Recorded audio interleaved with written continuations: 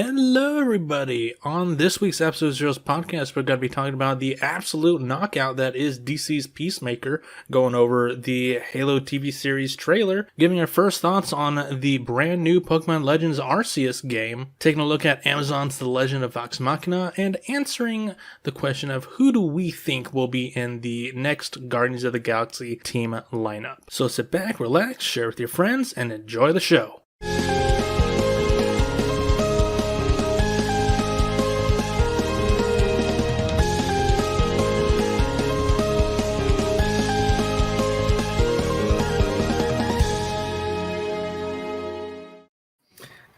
How's it going, everybody? Welcome back to Absolute Zeros. I am Josh. With me tonight, we have JC. What's up, everybody? My name is JC Vibrant. We also have JD here with us. Good evening, everyone. And we do have one other person. We got Jesse coming in as soon as he can find an adapter for his headset. So once he does that, he'll just pop in. Breaking news. Oh, yeah? Tom Holland and Zendaya just bought a house together. I saw that. I saw that they did that. And Tom Holland has aforementioned that he does, want to take a break and have, start up a family. Mm-hmm. Oh, the dude can do it. He has Yeah. the funds. He has the financial funds to do it. I don't see why not. But, hey, go for it. they got a house. Congratulations. Yeah. Props. I would definitely like. It sucks. I mean, I would definitely like to see him in more Spider-Man, but you know what? Go ahead and have a family too, man. You know what? Yeah, I mean, we don't need to see another Spider-Man movie right away. We can wait another 5-10 years. Or this gives Sony the chance to bring back the Amazing Spider-Man. Please and thank you. I mean, really, make the Amazing Spider-Man 3. It's right there. No Way Home really showed that Andrew Garfield still has some love, even though the people who have just now started to love Andrew Garfield were probably the same people that were like, Andrew Garfield's the worst Spider-Man. Oh my god, no, I've been on that Garfield train since 2012, my dude, since the first Amazing Spider-Man. I've been like, bro, I was hearing the talks about they're gonna bring Spider-Man to the MCU, and I was like, oh cool, we're gonna see Andrew Garfield in here finally, yes. And then Tom Holland came around, I was like, okay. I mean, originally he was supposed to, but I mean, Kevin Feige was Kevin Feige, he was fighting to bring in Andrew, but he really was. I think it was. It was Pascal and Arad. Pascal. Avi Arad and Amy Pascal, who fucked things up royally. Which hashtag still hashtag fuck Avi Arad. Amy Pascal, the 70s called. They want their hair back. No, but Amy Pascal, I still sorry, tangent, but Amy Pascal was the same person that was trying to tell Andrew Garfield and Emma Stone not to date each other because it would cause drama, and the same person that was telling Zendaya and Tom to not date each other either because she's like, oh, no one listens to me. So who the fuck wants to listen to you? You make bad choices. You got a terrible studio. It's like, fuck off. You're the one who got everything messed up. Yeah, but congratulations to Tom and Zendaya. I'm happy for them. Those two are they're adorable. They're the 2.0 version of Andrew and Emma. Johnny Cash and Johnny Cash. The Spider romance. Johnny Cash and June Carter. There you go. I can only assume that's her name. Yeah, June Carter. But no, seeing that whole romance come alive, since the days of Andrew Garfield and Emma Stone, it broke my heart to see those two separate, but they're still good friends, which I'm happy about. But seeing Zendaya and Tom, I'm just I love that. I love that connection. I love those relationships. It's great. So I'm happy. Yeah. So but enough about that. No, that's fine. That's fine. Yeah, I saw that 30 minutes before we started the show. It's oh, good for them. That's cute. Beautiful. Fuck all the haters and whatnot. Exactly. Wait, there were haters? Dude, there's tons of people who don't want them to be together. Think it's a bad idea for actors to date. Hey, you know what I'll say that in the words of Bo Burnham? Welcome to the internet. Very true, very true. Have a look around. No, just imagine the day that Zendaya announces that she's pregnant with Tom's baby, and everyone's gonna be posting the freaking Yugi Moto video where it's like, no, it shouldn't have been him. It should have been me. It should have been me. Yeah, Jesus. I can see that.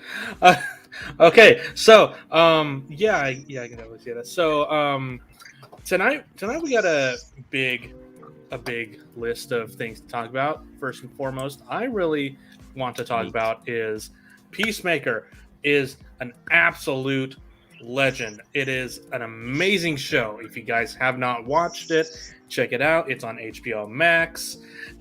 It is the best DC thing that has come out since the Suicide Squad.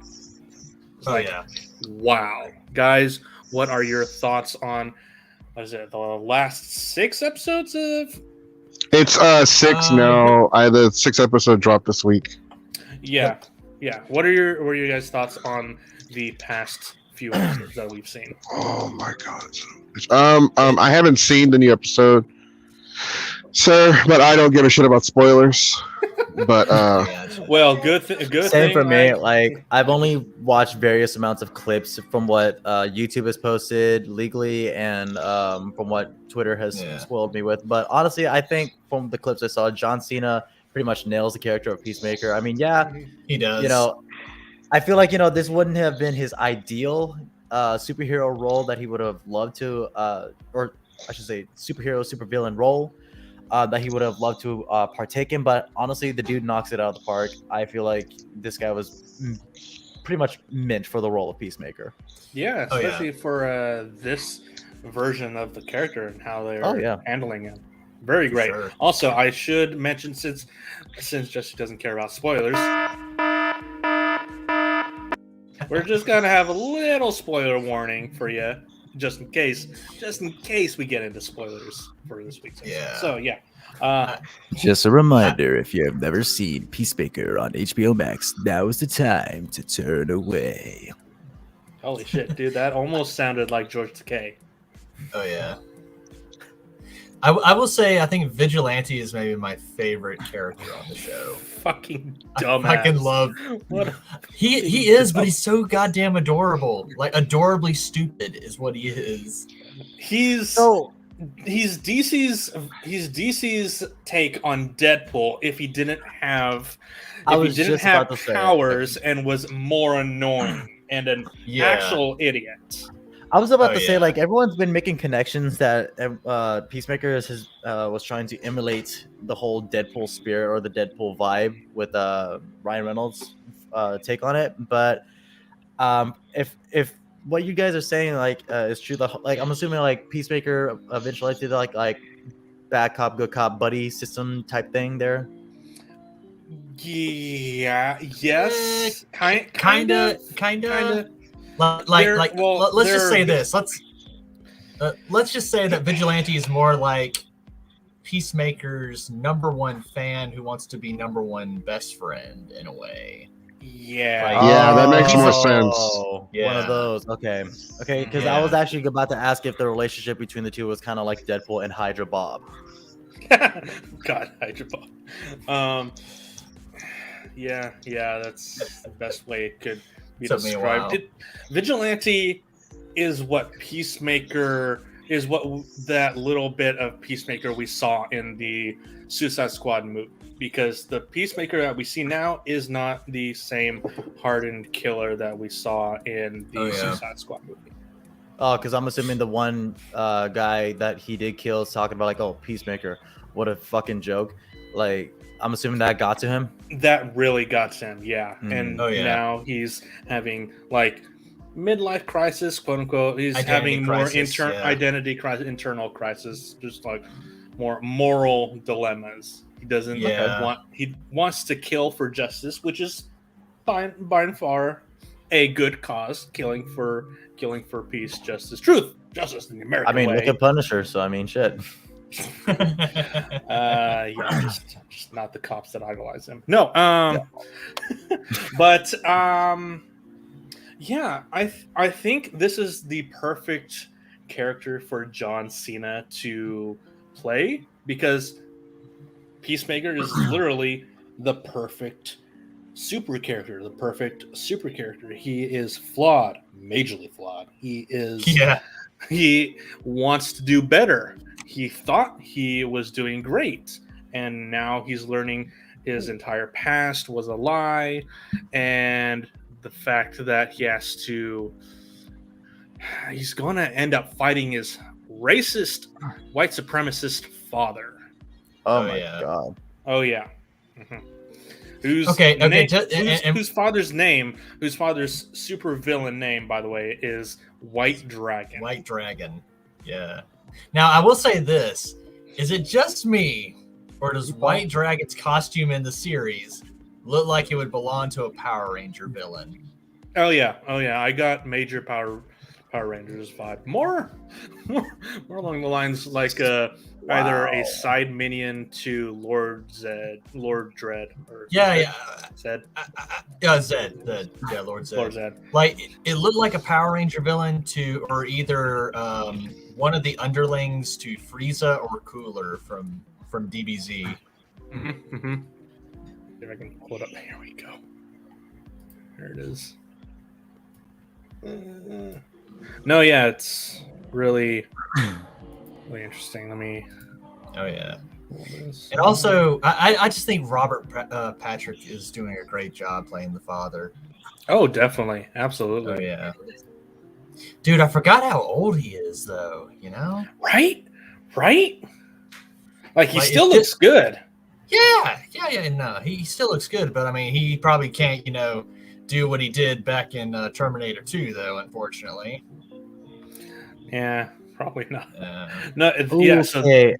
Sorry, side note, but I just witnessed like a nasty fall in the pairings of the figure skating Olympics.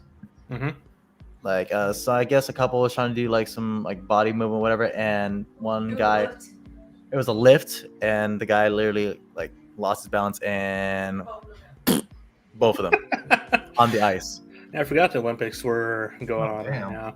Anyone doing JoJo references yet? No, not yet. Not yet. It's China. They wouldn't. They did it in the WWE. Yeah, actually, like, side note, another one. John Cena, I remember, like, reading a WWE magazine talking about, like, if you wanted to play a superhero or whatever, if you wanted to be a superhero, who would you want to be? And I remember reading one article back in, 2011, 2010? Mm-hmm. Saying that John Cena actually would have liked the opportunity to play Superman or be Superman. Yeah, I remember. So the fact that he's in the DC universe playing a villain hero type character, I mean, hey, he's not necessarily Superman, but hey, he's in the same universe and on that row of DC heroes. So, did you know that John Cena was actually up for consideration to play Shazam? Really? That I did remember seeing. Yeah, it was down to either Zachary Levi or him, and Zachary thought that they were heavily going towards John, but they just loved how Zachary was had that whole child mentality in a way. And dude, I love Zachary Levi. Like he has some really good energy. He has some good acting energy. Yeah, he really did. Let's see if he can actually stay in the stream this time. Yeah, man, I'm trying, dude, but like, I don't know. I don't know what the hell's going on? It's probably my internet or something. It's been acting weird since Friday, since we had that storm. Yeah, I feel that. Yeah, I just hammered out the rest of the ice off of my walkway. So. Oh shit! I forgot it's snowing over where y'all are. It iced last week. Y'all. Oh, okay, so I come back and the first thing we see. first thing we see is the Ku Klux Klan. The White Dragon. It's the White Dragon, y'all. Like, kind of. I don't want to say I like the design because Is that messed up? No, it's not. It's a really cool design, but Yeah. it's a bad What? dude. He's a Like, Yeah. Like- Oh yeah. like, Very fuck bad. you for having a cool costume. There you go. No, yeah, we were saying that it looks a lot like a Power Rangers suit. Like I It looks like a hate Power Galactus. Ranger Damn. villain suit. Yeah. I know, right? Really? It looks like the offspring of Rita Repulsa and Lord Zed. It looks like this guy literally watched too much of the Japanese Spider-Man and just basically said, "I want to be that." It's like, hey, I want to be a Spider-Man villain. Oh, Spider-Man, Spider-Man. Spider-Man. Spider-Man. Freaking over there, God, now I like can see this in Tommy the gun. Japanese Spider-Man show. Like he That'd be looks great. like it looks like the costume designers were like into so many like Kamen Rider series from Japan, and they're Oh just my like, Mhm. hey, you know what? You know what this show is missing? Kamen Racism. Rider, man. Yeah, Common Rider and racism. Well, I mean, Hey, you know, what would make this racist lovable? Give him a really cool power armor suit that makes it look straight out of a Japanese comic book. Everyone is going to love it. Oh my god. It's like, yeah, I like this guy. He's a racist, but he's cool. Like, Oh no, he is. no. No, I no. mean, this is what the costume looks like in the comics. Oh yeah. I mean, Okay, pretty accurate. yeah, the shoulder pads. I guess they had to tone it down for obvious reasons. No, really. Gauntlets, I feel Yeah. like they could have been a little more beefy, but then again, you know, that's just me. But again, you know, from a cosplayer's perspective, people make Bakugan cosplays and his grenade gauntlets. So it's just like, if they can move around in it, why can't they make the same size for an actual professional production? So Hey, what if someone like took a meme of the comic book costume and then put it with the next one and with the one that's on the show, and they do like some sort of like Napoleon Dynamite where it's like, I like your sleeves, they're very poofy. oh my Yeah. god. Put another Yeah. one next to it, be like, does it have sharp talons? Mhm. I love the fact that James Gunn is going full balls to the walls, R-rated with this. 'cause Me too. As he should. We- I mean, there I- needs to be some comic book shows, comic book movies that need to like step out of the whole PG-13 genre. And Deadpool, Logan, Joker, Amen, like they're brother. prime examples. The Suicide Squad was a prime example of that shit. we see full on titty, full on nudity, well, almost full on. Okay, I nudity. see We where get your to mind see- is. Yeah, we get to see That- fucking. We get to see lots of blood, lots of swearing. Oh yeah. Like I was Lots talking of- about like the lots of violence. story and the gore and like Well- you know having darker elements that a PG-13 would Oh, yeah. limit. But Well, yeah, okay, but- We get to Yeah. see how the villains, how dangerous they really are if they were real. Not, you know, who would they sleep with, Josh? I mean, yeah, man. You know like where if my you mind's really at. wanted to see John Cena's balls like that, I mean, damn, that's so weird, but okay. well, that I mean- up until the show came out, we couldn't see him. Remember? Right. I think he that's the was one just part of just a John Cena ghost we would playing not on, be able to WWE. see. Oh, by the way, like it must have been a slow news day or some shit, but they reported James Gunn is already sick of the John Cena jokes. I wouldn't doubt that. Like, I mean, John Cena himself has said that he's growing a little tired, and they're obviously gonna Hey. go away soon. look, Tom? it was his thing in the WWE. I mean, even The Rock every now and then will be like, "Hey, can you do the eyebrow? Can you say, can you smell?" Or, "Hey, you want to smell what I'm cooking?" Or whatever. It's just like every wrestler that tries to go into the movie industry or something else, they're going to face that dilemma. Like, hey, you had a catchphrase. People are still going to ask you about the catchphrase. I mean, Hulk Hogan, Triple H, or even the Undertaker. Who else? Jeff Hardy, Rey Mysterio, Batista, Dave Batista, for God's sakes. I remember when Dave Bautista came to Fan Expo, there was a guy who was like an uber WWE fan that was like trying to mimic the whole like like the whole machine gun look that he does for his entrance. And Batista's like, "Oh, I'm sorry, man. I can't. I'm not doing that. I'm sorry. Like, I'll take a picture with you, but I'm not doing that." That when he walked away from the table, he's like, "Oh, what a fucking asshole." It's like, okay. It's like, Makes okay. sense. He wants to distance himself away from that. So. I don't know if I would have called him an asshole for it, but I mean, No, definitely. I mean, guys You know taking how these time work. out of his schedule to come and see you. I think that's more than enough, like for your time to get to spend with him. I mean, he's not going to do everything. He's not a goddamn like monkey Like, at the time. that just that has to be told to do something on the spot. Like, I kind of hate that when people like expect that out of like actors and whatnot. Yeah, it's not really fair for. Yeah, we're them. fucking human beings. God damn it. Yeah, so for James Gunn to come out and say that about, hey, I'm getting tired of the John Cena jokes, like, dude, it was to be expected. You know how the meme community is. Oh, Like, yeah. the Oh, yeah, whole it's meme community, like, expected. blew up. The internet Like, is a fucking asshole. right? But Yeah, like, really. you want to be like, okay, I get it, but at the same time, like, you don't want to come off as like, I don't know if you guys have seen Bad Santa, where Billy Bob Thornton's like, I've seen it. where he's on his lunch break and he's eating, and the lady's like, "Hey, look, it's Santa. Can we get a picture?" And he's all just like, "I'm on my fucking lunch break." Just yells at the lady, yells at the kid. You don't want to be like that. You don't want to be like James No. Gunning it, Billy Bob Thornton it. Nah. That, like, honestly, it's just like, Give me a just goddamn break. past I'm on the weekend. break.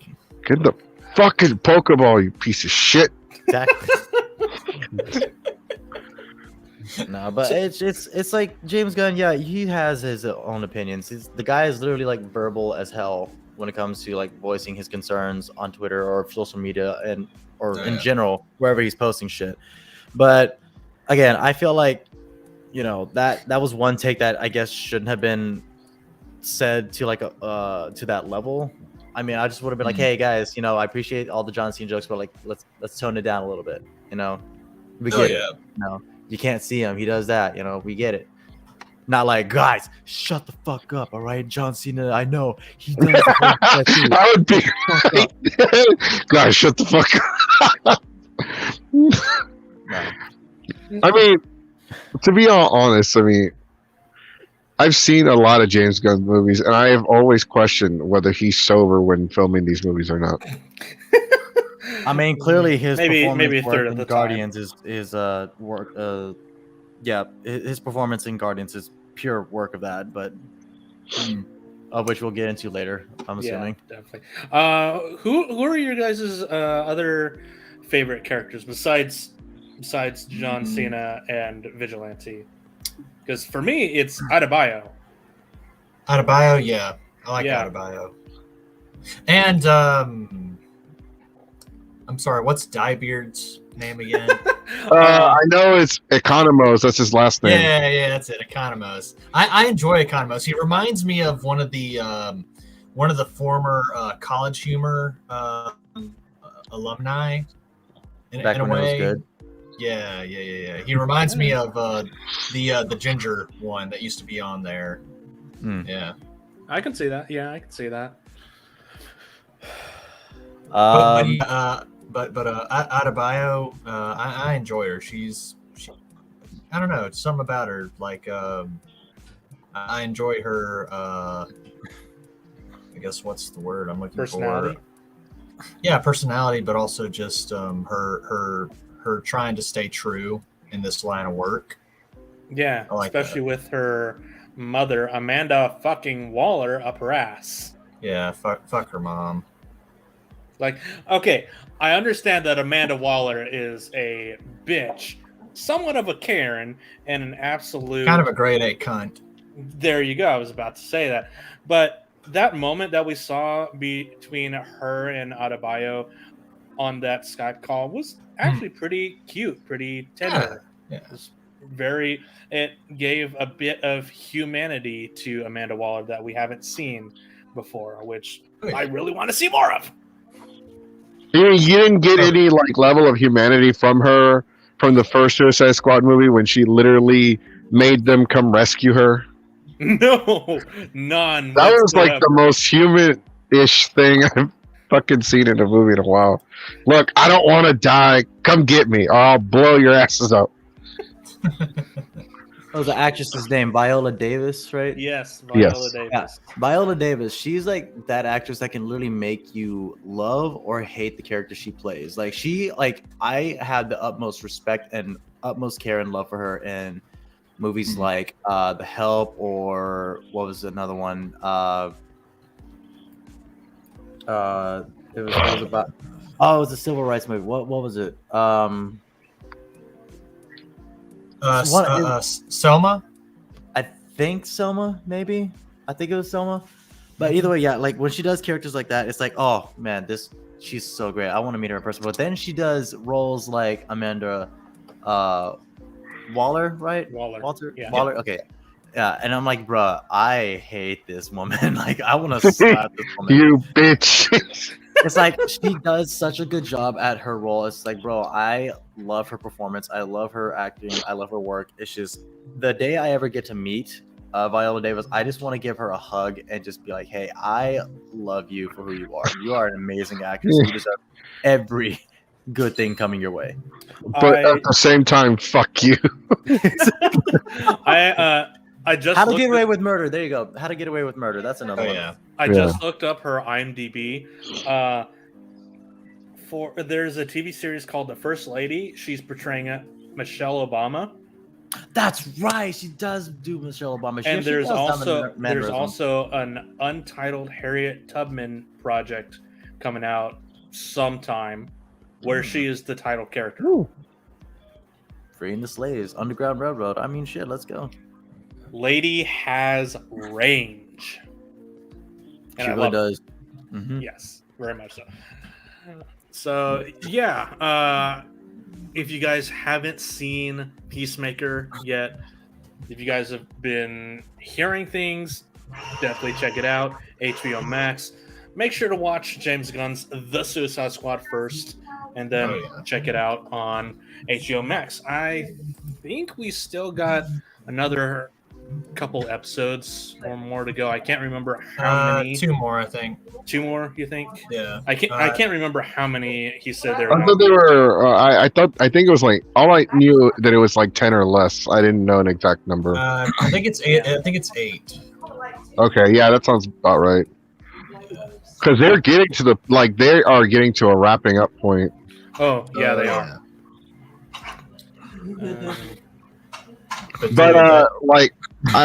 But seriously, as somebody that waited until like a week ago to watch it, I kind of regret not watching it sooner, but at the same time, I'm glad I waited because I was hooked within the first 5 minutes when he had the conversation with the janitor about being the racist superhero. He's like, so you want me to kill more white bad guys? Like, yeah, man, that's all I want. That's all I'm asking. And I was hooked, dude. And I ended up watching all the episodes that were out yet that night. Like, I'm supposed to go to work, and I'm just go home and just watch this shit.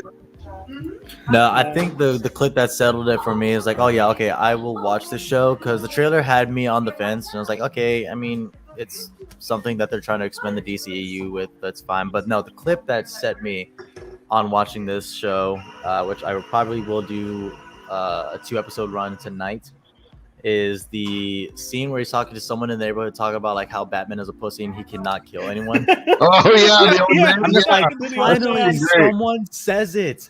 Someone fucking says it. Batman's a fucking pussy. He doesn't kill his villains. Like, think about it. Like, if he's right. He's like, not wrong. he's not wrong. No. He's That's, not. He's not. Sends in the fucking jail or the asylum for them to get back out and go back in again. Hey, he's not in line, but he's right though. Oh yeah. I mean, that's some serious like Kevin Smith logic there, you know. Oh, definitely. My favorite little blink and you miss it moment is when we see in his trailer and something he mentions. He fought Kite Man. So we are that much closer to getting Kite Man in a live action setting. Ooh, what was that? Was that coming in What? the movies? Yes, it's me. Kite Man. Hype man. Fucking wow. Okay. Now all we Now, need okay, I'm is half Condiment expecting. King. I'm half expecting John Cena to show up in the Harley Quinn series now.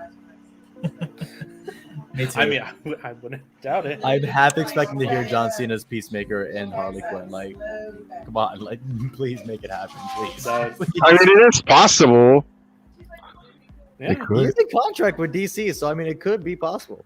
Maybe. yeah, definitely good. If it's popsicle, it's possible.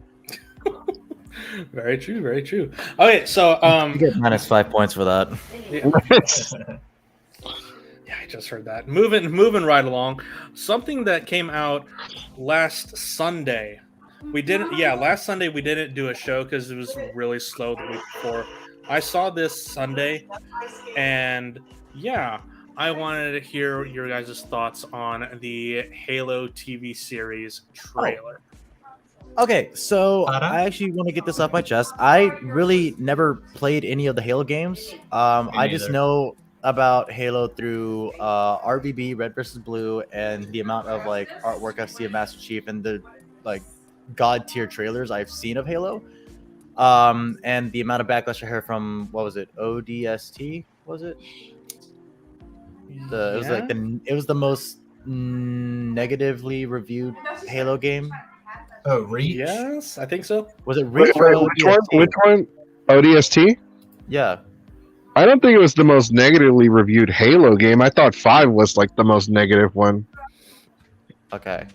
Because I'm trying to think, like, I know which one is a good one. I think like everyone praises the fuck out of Halo 2 or 3. And Uh-huh. everyone like shits on and calls the black sheep of the Halo family, which was ODST or 5 or Reach or someone in that region. But either way, so like going off of that, I really know what to expect out of this trailer. I just saw like, the suit. I was like, oh, cool. Like this suit looks really good. Like, I don't know if it's practical or if it's CGI, but if it's CGI, God, that is pretty good. But if it's practical, good. Everyone's going back to practical effects, and I hope to God they stay that way because Mandalorian is a pure example of what you can do with practical effects. And then on top of that, I think like the vehicle design looks good, the ring looks good, for what I saw in the trailers, and everyone looks like they're doing great. The Spartans look fantastic. I'm actually looking forward to seeing this, but I'm probably gonna bum off of someone's Paramount Plus if I'm being honest. I don't blame you. It's a good series, but it's not enough for me to get into Paramount Plus. I mean, it's limited stuff on there. I'm just like, I don't want to pay for another subscription service fee, whatever. But yeah. Yeah. Let's go through the trailer. I'm not gonna share the audio because Paramount Copyright claims. all that jazz. So, I mean, this first shot looks really cool. Visually, it's very, very vibrant. Very. Oh yeah. And here you got people running around, screaming, and then What's that in the first sky? shot. Look. What's up It's in the the sky? Chief. It's Mr. Chief. I like that they give him the ability to actually pull the gun off, the machine gun off. Like very video game, very Like game accurate. Like That shot. That Oh yeah. Oh god, that is beautiful. What were you saying? like seeing this just Oh, has me in hopes of seeing an actual proper Doom movie. Dude, yes, yeah. Hopefully. So are the Spartans like? Do they have like some sort of like super strength? Like they're like super soldiers, basically. Like I'm not. Yeah, familiar with the games. they are cybernetically and biologically augmented super soldiers. Holy shit! Like Genetically designed 15 super spiders. There's 14. Oh, One of them is missing. well, I guess they're experimenting on that one. No, no, no, no, no, no, no, no, no. Oh, no. Like But no, this shot. Oh, these man. guys. Why do the Holy graphics look better than the actual new game? shit. Because they have movie. Because they movie care. level- Because Because we they have have movie money. level budgets. Screw the rules. I have money. The fucking warthog. Now, That's I think. the name of the Warthog. There you go. Oh yeah. Now I think they originally were going to make this into a movie instead of a series, right? I Yeah, think it well, would have I mean- been better as a series. As big as Halo yeah. is, it's better off as a series. Oh, Oh definitely. no. Oh yeah, I totally agree with that. 'Cause- Have you ever seen the movie District 9? yeah. I have Okay. not fully seen it. I've seen clips. So District 9 was made from the failed Halo movie project. So if you watch Really? it, some of the weapons look kind of similar. Oh, shit. I did not know that. Yeah, I didn't know that either. We went to the theater one year and they had this movie trivia thing. Like, did you know that District 9 was made from the set and props of the failed Halo from the canceled Halo movie? Dang. I didn't fucking know that. That just makes District 9 so much cooler. I was more pissed. I was like, son of a bitch. I don't know. I mean, this little fight scene here is epic. Makes me want to say bow chicka bow wow. Oh god, what the hell did he do? What the hell did he do for that much damage?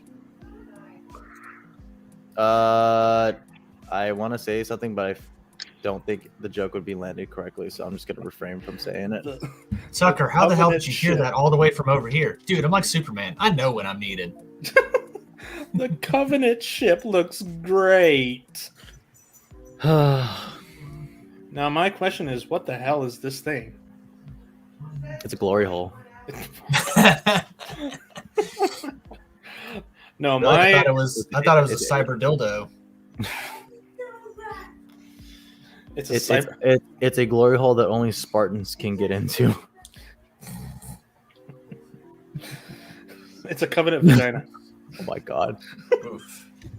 No. No. My actual theory is that this is the thing that sets Master Chief free from the influence of the USMC, the UCNF, or whatever it's called. Like you Yeah, see sure. that brightly colored. Dude, this visual shot is bananas right here. Fucking bananas. Yeah. The amount of times I would see this open wide shot, I mean, you look at Star Trek Into the Darkness, and then there was that one teaser shot in Godzilla, like the very first Godzilla, but that didn't make the final cut. The amount of times you see this, like, oh, there's a giant hole like in between like two buildings or a surrounding area. I mean, I like to see what is done differently. And this one, I feel like, it really sets the mood of it looks a bit unstable, but at the same time, it's Run it's got down. it shit together. Oh yeah. Like I think we're actually going to get a retelling of Spartan 117's origin in this. Like I feel that's what we're gonna get. Well, I think from what I heard, they're gonna be taking some specific lore items from the Halo lore and use it, but maybe twist it around a bit. Like that's what I've heard. I mean, unless they want to recreate a specific story from the games, they have to have some kind of creative freedom with this story. Oh yeah. Like this right here makes me think that Master Chief is stealing the jet for some reason, which is totally on brand with him. It reminds me a little bit of Avatar. Hey, it's Cortana. No, it's the chick from AT&T. I hate this design. So Actually, I actually had to do some research into this, and I kind of have to agree with the majority and say that the design isn't up to par. The skin tone really should have been like a more hue blue, but Yeah.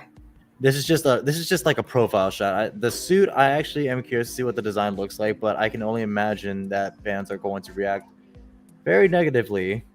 Yeah. To the Considering design. they've already been very negative about this. Like this, like the voice, they have the voice of Cortana. They have the voice of Cortana. They couldn't use the voice of Master Chief because he's really busy with other stuff, and this is a very long project, which is understandable. But he still sounds more or less like Master Chief. But oh yeah, they got the voice. They couldn't use the model from the games. Like, what the hell? I mean, they could have honestly rendered a 3D image of said model or gotten a new model, but this model looks like I feel like I should go to the library and have a conversation and a coffee with this person. Right? Not a secret meeting of trying to rule the entire galaxy. yeah.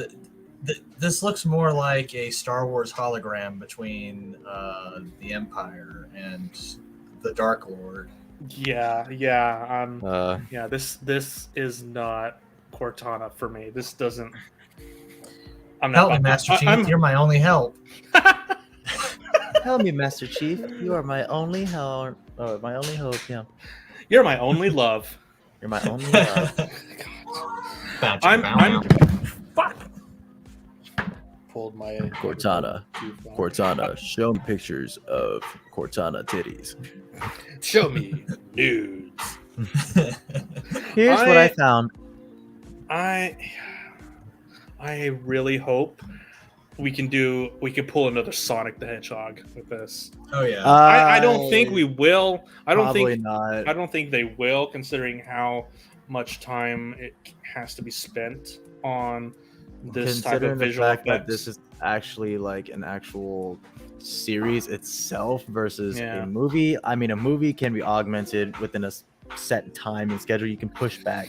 But a series, there's a lot of stuff that you would have to change. You have to refilm a lot of scenes if that's the case. But hey, do what you got to do, internet. If you really, really are passionate about this, you do it the right way and not do it the toxic way and blow up, someone else's DMs. Be like, hey, I know where you live. I'll do this to your family if you don't change. It's like, bro, get the fuck over it. We can wait another year or two for this series. If you think you could do better, literally it's not I don't know why people don't do this. And I've been wanting to do this for a while.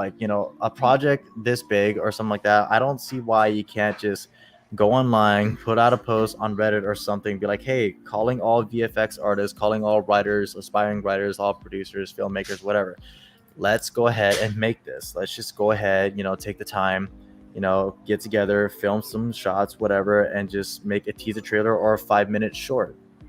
Do that because phenomenal shorts or phenomenal short movies on YouTube that they got Nathan Fillion to do Nathan Drake for an Uncharted short. Yeah. Oh yeah. And that was fucking mind blowing.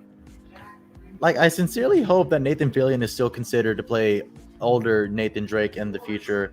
Consider the fact that Tom Holland is, I'm assuming, playing a young Nathan Drake, his origins. Yeah, he's playing an origin story. I really hope that's the case, but the fact that they actually included a Uncharted 3 shot, it's just, I'm just like, okay, I get it. This is an origin story, but why do you have to include a Uncharted 3 shot that is clearly made for an adult Nathan Drake? But hey, whatever. Something to cash big for Tom Holland. Whatever. Yeah, whatever. So yeah, it comes out this March, and I don't know. I'm looking forward to it, but I'm also really, really cautious. I gotcha. I don't know. Just for some reason, the visuals have me because it's very visually pleasing. Yeah. For me. Yeah. I'm excited because it looks like it has some good action. I'm all about action, and like I said, I'm not familiar with the lore or the game, so I guess for someone like me, I could probably enjoy it. Maybe. A casual fan, casual viewer, yeah, they'll probably enjoy it. They'll probably put Oh, this yeah. on as background music or background noise, I should say, if they're like, trying to look at something cool while being on their phone or working on a project. But if Oh, yeah. for serious Halo fans, I don't think this would be it for them. Yeah. Yeah, well, we'll just have to see. Mm. But, I mean, looks good. I'm just like this. I'm just going to Yeah. say this. I'll just say this as a red versus blue fan. If I don't see like a single small reference, it doesn't even have to be dialogue. It can be like a picture or action figure or something, or a name on a set list of like Marines on the profile pics or profile list, whatever. If I don't see the word like Church, Tucker, Sarge, or anything, if I don't see anything regarding red versus blue, it's a It's bust. going to be a loss. I get you. RBB references are bust. I just saw this on Facebook. Oh my God! Stop. That's great. That's great. We don't talk about that at all. I can't. No, but I think It's like Halo it's will like be the fine. Sonic Chungus. It's like the Bugs Bunny Chungus equivalent to Sonic. Except Chungus is beloved. Yeah, Chungus is beloved. No, yeah. Yes, Jesse, what's going on? Oh my god, I'm having issues. Yeah, I'm just gonna put you on. Sorry, having issues with internet all day today. No It's worries, fine, man. It's really It's fine. all right. I mean, in short, But- we talked about the Halo. We talked about how good it might be for casual viewers, first time viewers of Halo, whatever, but horrible for long time Halo viewers or fans. That's because, Yeah. look, man, unfortunately, that's the toxic thing about gamers. I'm a gamer. I can be toxic. I'll admit it. But we just want everything to look and be just like it was in the video game.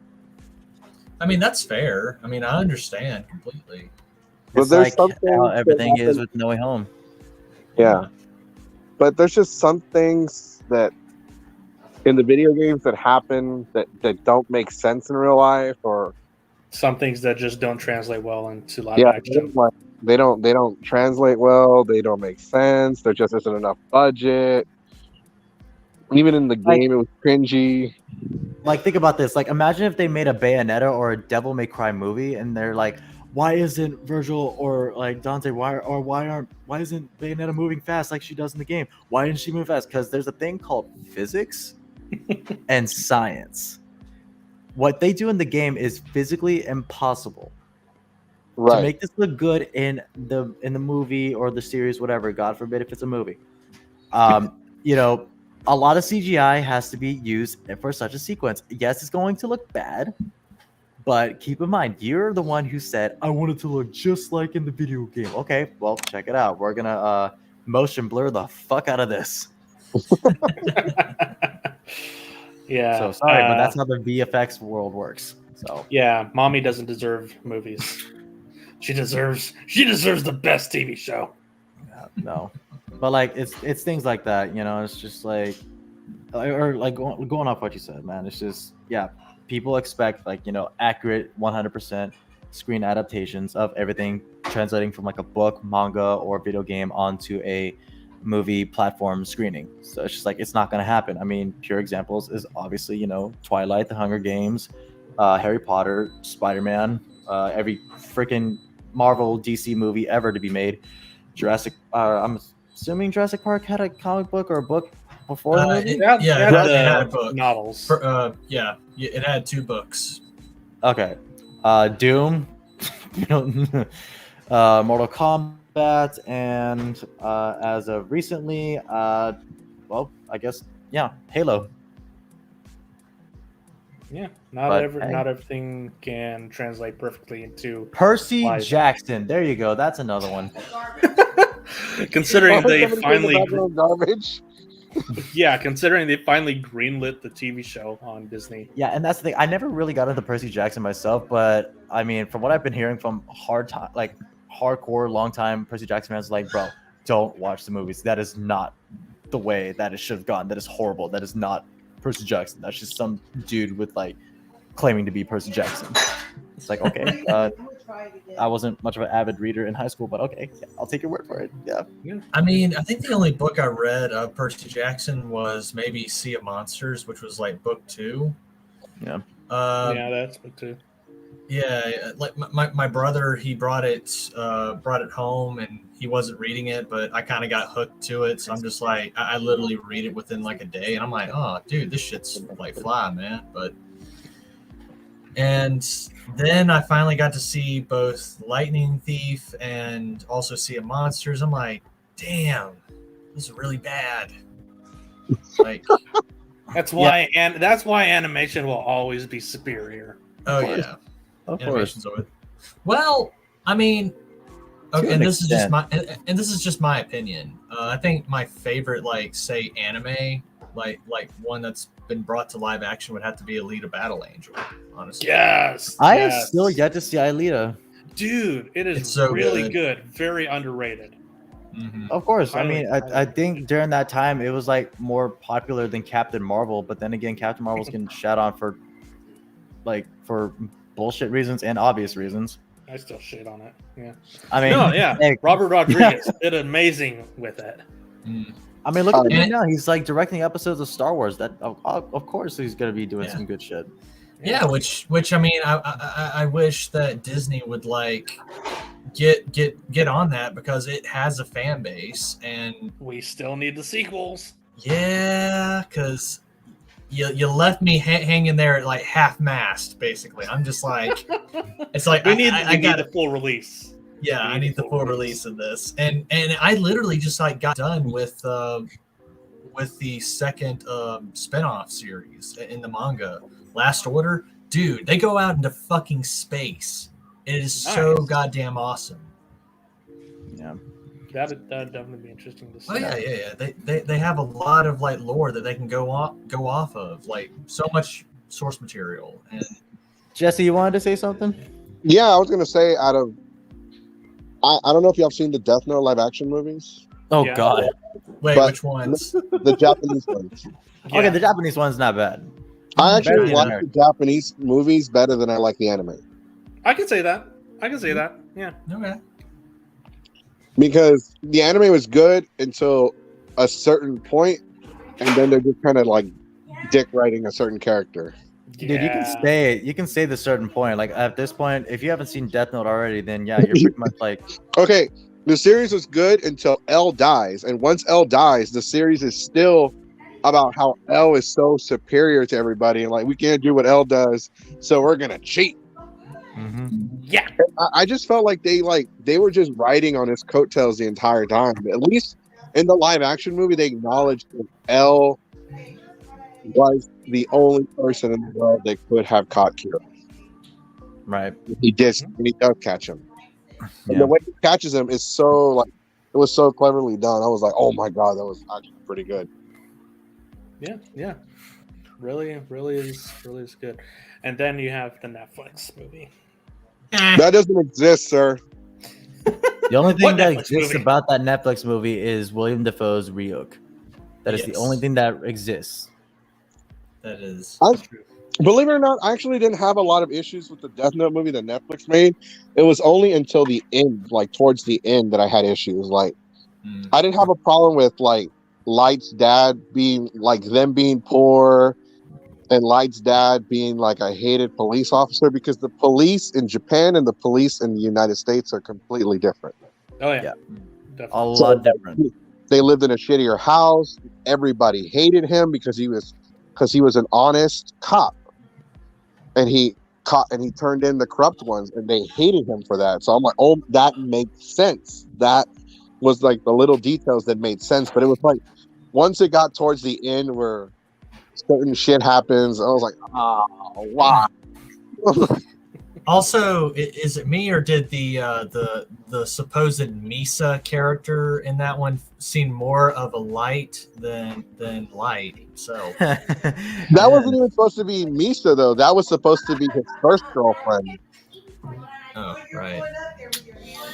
Yeah, was supposed to be for the season. Either way, it doesn't make sense. It was stupid. yeah. Yeah. It's really dumb, really dumb. So yeah, Hey. Netflix. Here, you want to try Death Note? Oh yeah, we'll try Death Note. oh, whoops. Whoops. Think we can pick it back up again? No, no. It's underneath the couch. You can't get it. That's right. That was more like, hey, Netflix, want to try Death Note? Sure, we'll take it on. As soon as the people that own Death Note leave, they're like, what's a Death Note? Yeah. It's a diary. It's a diary. Oh yeah, we can do a movie about a diary. Fans with actual Hollywood production. Hey, can we try the Death Note production? Oh, shit. Hold on. Sorry, we didn't mean to do that. Oh, hold on. It's got a little bit of scuff on it. Okay, here you go. Yeah, we're gonna try it. Oh god. You know, if there is one series I would love to maybe be, that I would be interested in seeing to live adaptation from an anime is the Blood Plus or Blood. Give me a minute. Blood C. I would love to see. Oh my god, you just unlocked a memory of mine. There's this guy. Yeah, no. Yeah, let's see. Yeah, there's this guy in my classroom. Like I think it was geometry class, whatever. He would like read this shit back to back. I had no idea what the hell Blood Sea was until I started reading the synopsis of it. Yeah, I would love to see this as a live action faithful. It'd be very gory. Oh yeah, I would love to see Guillermo del Toro directed. No, he's got the chops. No. I'll tell you this: co-directors Guillermo del Toro and Sam Raimi. Okay, you just blew my mind with that. Yes. Because think about it, you got Guillermo's like talent, his potential, and then you got Sam Raimi's like just his audentations, his horror scene, his Evil Dead look. Like, give me that. Give me that. Okay, I can see it. I can definitely see that now. Yeah. All right, so moving on to the next topic. Have you guys played any of Pokemon Legends Arceus? I've had friends keeping up the tabs with me, but for sure I will be getting it soon after I lessen my load of games that I still need to finish. Yeah, because I've actually committed to the point where I'm like, hey, I'm not buying a new game until I can at least knock out like a good chunk of games, so I can add more onto that. I feel that. Yeah, so rest assured, I will want to get like an Alpha Sylveon and a lot of alphas. But yeah. So yeah, I bought the game this past week, and I've been playing it every day. And it's actually the first Pokemon game on the Switch that I'm really excited for and actually really enjoying playing, because I got Shield and Pokemon Go Pikachu, and those were like, okay. Okay, so Pokemon Pikachu wasn't like as bad as like everybody like whined about, but Pokemon Sword and Shield was like hot garbage. Yeah, didn't really care. From what I understand, but from the time that I had Pokemon Eevee, I played a little bit of it. For me, I felt like it was just pretty much Pokemon Go for the Switch. Yeah, that's what it was. You're not walking around in the real world. Yeah, really basically what it was. But yeah, Arceus, completely different. You go around collecting Pokemon. You're actually trying to complete a Pokédex in a feudal Japan setting, and you gotta fight various different Pokemon. You gotta calm down a lot of alpha Pokemon as well, and I think right now I'm at rank 3 in their little Pokemon group. Calm down. I'll give you big mushroom. I give you big mushroom. Please. I give big mushroom. Please can I take big mushroom? I don't know if you can handle big mushroom. You can have the big mushroom for 50 gold coins. But and you can move up to 2+ spaces. What's cool and interesting is they basically take the game engine, the game design from Breath of the Wild and stick it in a Pokemon setting, which is really cool. See, I was wondering about that because everyone, from what I've been seeing on Twitter and Reddit, I mean, it's poor references, but it's what I got so far at the moment because I'm too lazy to look up actual game articles. But then again, game articles are also bullshit. But anyways, from what the public has said, from what I have gathered, um, the open worldness is not bad. It could have been improved a little bit, especially like the distance drawing. From what one user said regarding like if you go on a certain mountaintop, you can actually see like parts of like a whole map. Kind of like going off like what the whole like the GTA Definitive Edition did Yeah. with like they got rid of the fog. That's pretty much what they did with the Arceus, from what I understand. But I've been looking at gameplay. I've been seeing. I've been peeking in on people's streams regarding Arceus, and I think the game holds up. I think it looks good. I mean, yeah, it could do a little bit better, but hey, it's the first open world Pokemon game, so they're testing out the waters. So I feel like Game Freak, yeah, there's a lot of wear and tears that need to be ironed out and patched, but you know, this is a good first step. Congratulations, Game Freak, you did good. Yeah. Yeah. The open world in the game isn't great. Like there are a lot of areas you can't go. Like you're restricted from going. Like you can't go on top of entire mountain tops like you could with Breath of the Wild. Well, I And mean, obviously, because there's no climbing function. yeah, there is no climbing function. There's also areas that you have to use a Pokemon to get up into. So I mean, no, you actually get a ride. You actually get to ride a Pokemon. Well, I know that because I'm actually playing the game right now as we're doing the show. Nice. But like, it's like people like not you, Josh, but there are people out there that are like, oh, you can't climb this Mount Everest like mountain. You can't go up it because you keep sliding down. I'm like, yeah, no shit. If you tried that in real life, let's see how far you'd get. Yeah, smooth as fuck too. Yeah, and like the only thing I don't like is like the open world isn't really open world. You go to like different areas and you can explore that area. Yeah. See, if they had the potential, I mean, well, side note, I should say like I found one post talking about like, oh, the system's hardware is the reason why Pokemon Arceus is limited, and then they posted a screenshot of Luigi's Mansion 3. It's like, okay, keep in mind, Luigi's Mansion 3 is a linear, static map.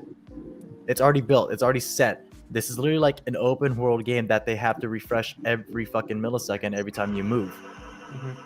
It's like, okay, well, whatever. Like, this is like the best thing we'll get from an open world Pokemon game. But hey, you do you, boo boo. I'll call it a closed open world Pokemon game. So, like, I will say this: if you style wise, I would say like if they really wanted to like really push the limits to the graphics engine, whatever. I mean, not to say that they could go that range, but hey, Ghost of Tsushima. I mean, feudal Japan, in same setting. I mean, if you really wanted to go that route, like more open trees, the like flowing of the wind and all that shit, the lighting, I guess, could be, you know, enhanced a little bit. But you know, it's the Switch. Until we get like an actual Switch Pro or Switch, you know, 2.0, whatever.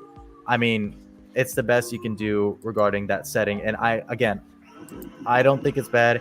It's good. It could be improved on with future games if they ever continue the path of open world Pokemon games, which I would love to see, you know, in future generations of Pokemon. But I think it's a good first step. Yeah, especially since we're getting a lot more open world games. Elden Ring is coming out this month too. Oh shit, Sifu. Yeah. Besides, which I don't know what Nintendo the fuck doesn't Sifu really. is. Yeah. Besides, Nintendo doesn't really spend all too much on visual graphics for their video games either. No, because they really want to stay in that 720p. No, the only game that I think Nintendo brand, well, sort of Nintendo brand, had anything to do with looking like HD fabulous, whatever, had to be like Super Smash Brothers Brawl. Maybe, I think, but yeah. Yeah. I don't know, but yeah, my thoughts on the game so far. I think I played maybe 10, 20 hours, give or take. Jeez. Last few days. I haven't been very busy. I haven't been very busy at all. And yesterday I played all day. So yeah. Run, motherfucker. So yeah, I highly recommend it. I definitely highly recommend it. I would definitely get it on digital.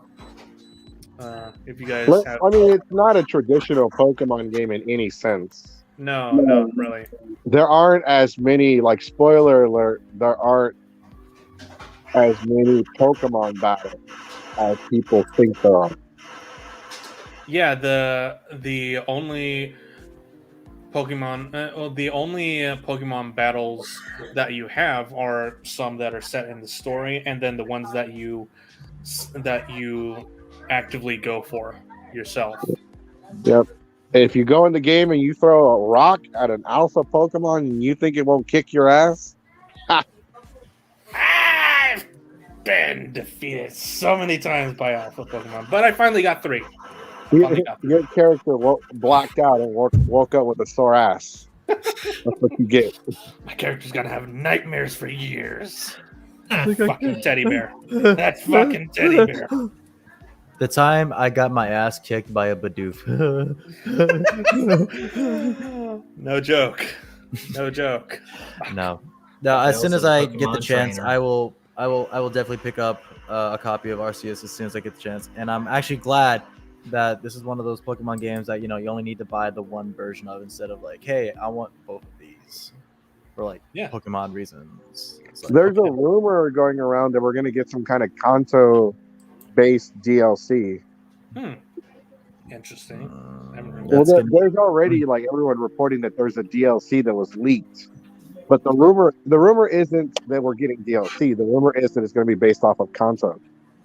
Okay, interesting.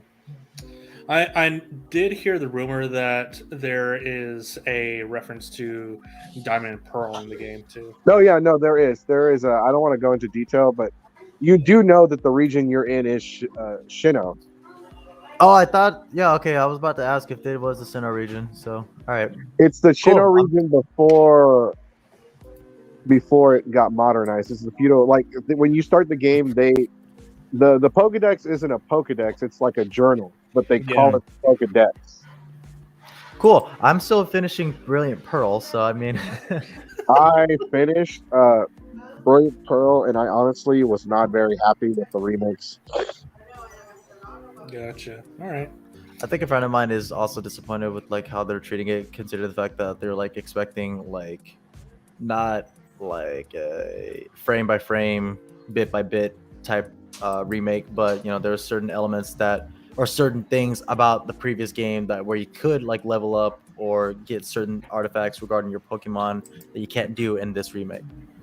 The chibi look isn't what bothers me. It's the simple, like, lazy mechanics that they did. Like when you let your Pokemon out of the Pokeball and they follow you. Mm-hmm. And Eevee and Pikachu, whenever you walk backwards into them, they'll teleport out of the way or they'll move out of the way. You can't literally, like, but in Diamond and Pearl, you literally shove them out of the way. Like, you're pushing them because the programmer was too lazy to program them to teleport out of the way. And Game Freak didn't make the remakes. A lot of people are like, "Oh, Game Freak, you messed up." No, they actually left it to another studio and they did the remakes. Oh, really? Okay. Yeah, Game Freak has been making less and less Pokemon games lately.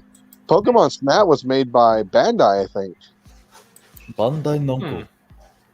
Interesting. All right. Oh, all right. Yeah. Definitely check out Pokemon Legends Arceus when you have the chance. It's not like a commercial. Yeah. I mean, I am trying to promote it. I'm really trying to promote it. Like, we're not sponsored, but go buy this shit. Yeah, we're not sponsored, but go fucking buy and play it. Yeah. Next thing I really want to promote, but talking about promotion. How do you want to do this, Josh? I want to talk about The Legend Begins. Let's try it. So first and foremost, we are going to be talking spoilers for The Legend of Vox Machina on Amazon. Skeleton! Well, Besides before JC, you start talking about that, I'm actually going to go ahead and take off because I'm going to go do Lyft. Because I haven't seen the show, All right, and I that's was fine. planning on seeing it with somebody, and Well, if you're anything familiar with campaign 1 of Critical Role, I mean, it's basically the same thing except certain elements are taken out because one player isn't in there. I But just want to, like, when shit happens, I want to be surprised. I don't want. oh yeah, No, yeah, you're definitely gonna. You are Definitely definitely gonna be surprised. If you like D&D, if you like shenanigans, you're definitely gonna enjoy this. Nice. The entire cast, the entire team has endorsed it. They give it 3 burps up. Yeah, man. Yeah. Right, so Give yourself some time to watch it. It's already got 6 episodes out on Amazon Prime. It's I great. think they're doing 3 episodes each week. Wait, Nani? Yeah, they're doing the arcane route. Yeah, Fuck. yeah, man. Okay, I watched well, the 3 episodes one night. well, I'm actually I haven't seen the new ones that came out this week, but I'm okay with being spoiled. So. Wait, so since I have a question, so since next week is Super Bowl and Valentine's Day, are you going to do a Valentine's Day special? Maybe, I don't know. Oh, Super Bowl Sunday, right? Oh. I'm not going to watch the game. I don't give a shit. Maybe. I mean, probably. If there's stuff to talk about, yeah. I'll flip. Dude, there's always plenty to talk about. We can go further into Legends because that'll be the point where we can talk spoilers. Yeah. Or right. we could just, like, as we do the live podcast, we could go ahead and talk about the commercials we see about the Super Bowl. Yeah, that too. Yeah, true. Yeah. Also, I know I'm not gonna. Something to ponder since we're in the Nintendo, like every Nintendo console, they always do like remakes. Are we eventually going to get a black and white and a Pokemon Soul, Silver and Gold remakes since we had them on the DS and they're remaking the DS games? Who knows? Who knows? Maybe not Soul, maybe not Silver and Gold, but maybe Black and White and Black and White too. I mean, they're doing a lot of remakes for games now. Can we get a remaster of Sonic 06? God. If that ever happens, I'm just unaliving myself. It's like, hey man, you wanna go mess with the timeline and hang out with a guy named Silver? You mean want to have interspecies relationships? Yeah. Oh God. God. All right, Jesse. All right, I'll talk to you guys later. Make that money. Money. Yeah. All right, so once again, I want to press this on people. We are talking spoilers for Legend of Vox Machina. Since you haven't seen this past 3 episodes 4 through 6, JD, we'll try not to get too heavily into spoilers. But I just want to point out. I try to get Tough Cutie into this part of the discussion, but she's already in process of working on her next masterful cosplay. Because hey, guess what, guys? If you're not aware, Tough Cutie has won Best in Masters class at WeebCon 2022. Hey. So yeah, for everyone that's watching, if you know who Tough Cutie is, she's a great cosplayer. Go check out her page, Tough Cutie at Instagram and Tough Cute at Twitter. Just go check out her winning cosplay. It's amazing. It's from a webtoon called Hooky. She cosplays the yellow gold flower dress version of Monica. So yeah, it's great. So there you go. Just wanted to throw that on there. Just wanted to plug that in. Shameless plug because I love my girlfriend and I want to praise her as much as I can. That's a beep. But yeah, Legends of Vox Machina. Let's get into this. Oh, and I'm okay if y'all go into this week's because I have a feeling it's basically the whole. Dude, what the hell is that behind you? Is that a shadow man? Wait, where? Holy fuck! What the hell is that? What the? What's in your door? Oh, that's the closet. That's my that's my coat, guys. Oh God. Yeah, no, it isn't. Yeah, no, it isn't. No, the fuck it isn't.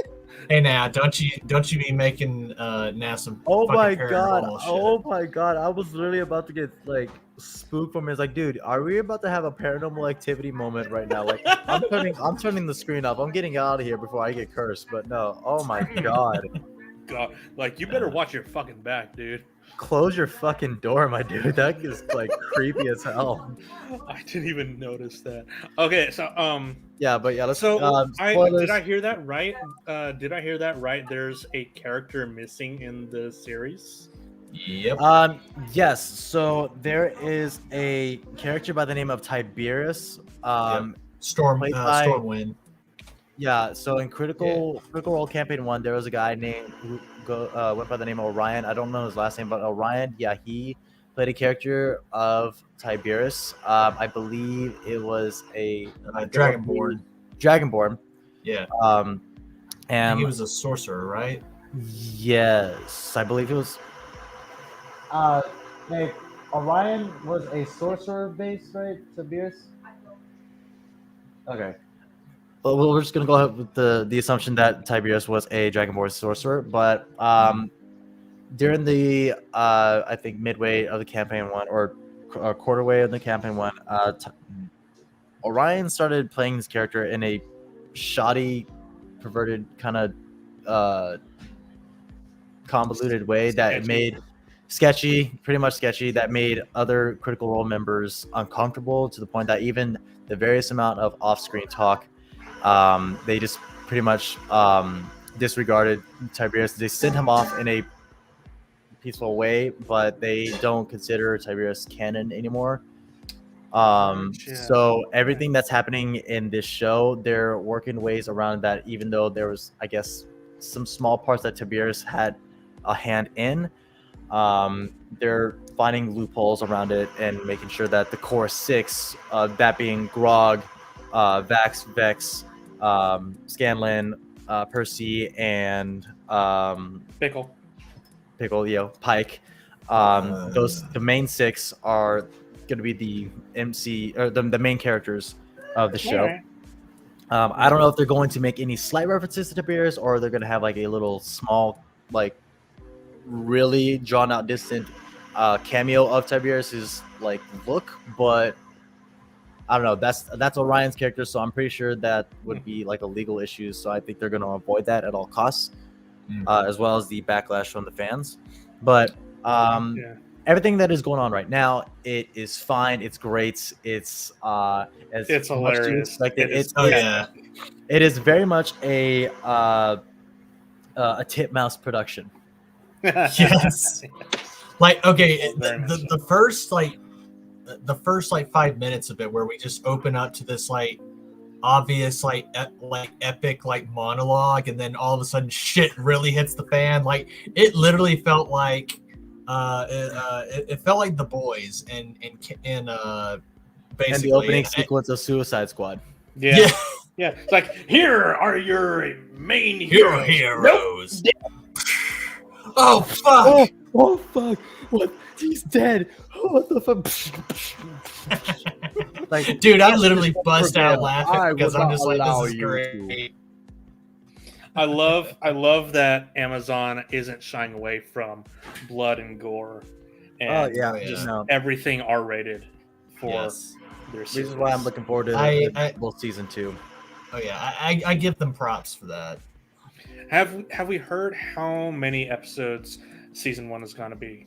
Season 1, I don't know exactly how many episodes they're going to be. Right now, it's at 6. I can only imagine they're going the full 12 route for a season. Like maybe a full season for like 13, 12 episodes. I don't know, but it's usually about that 24. Maybe 26. Who knows? Maybe there's a bonus Christmas episode, or maybe a full season.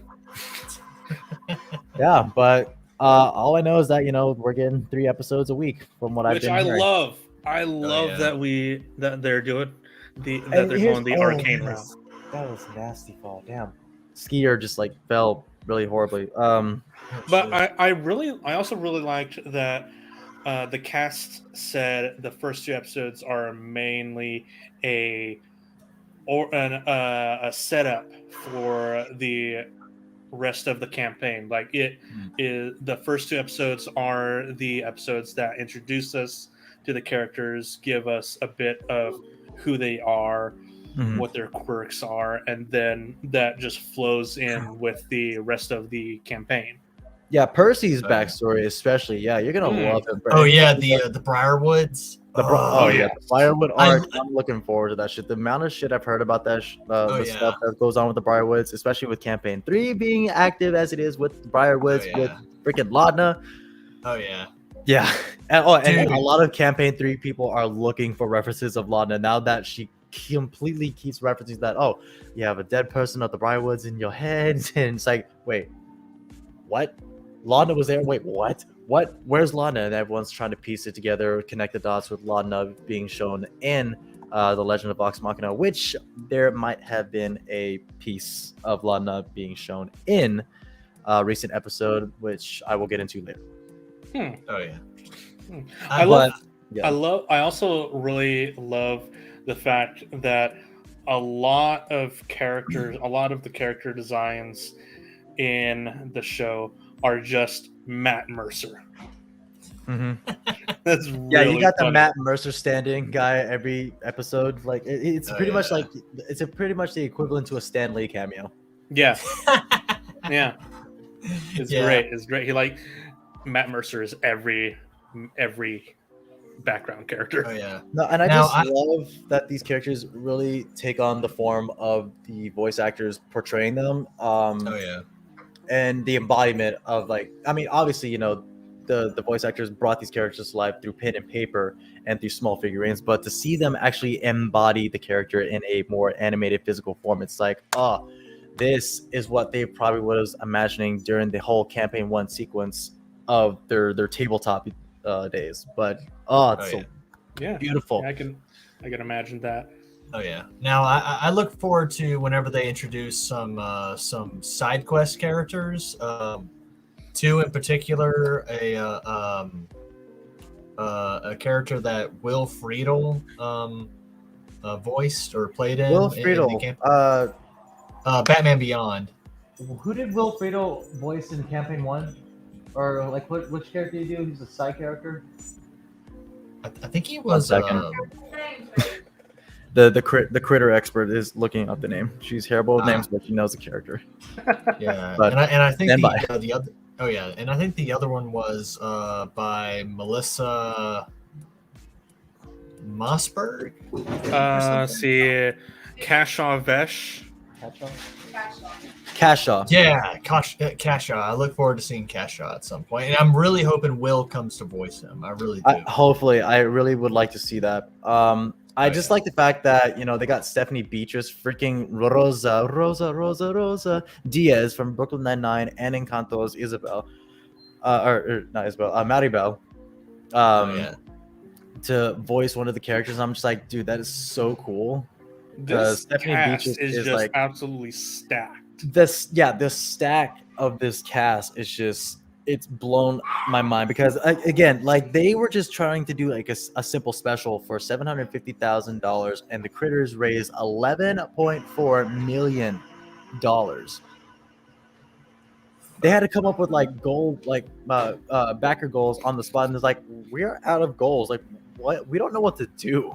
You guys are just, like, Make a raising TV so much show. money. Then Amazon's like, hey, So I hear that you're looking for a show. Do you want blood and guts and gore and shit? Come Hells with yeah. us.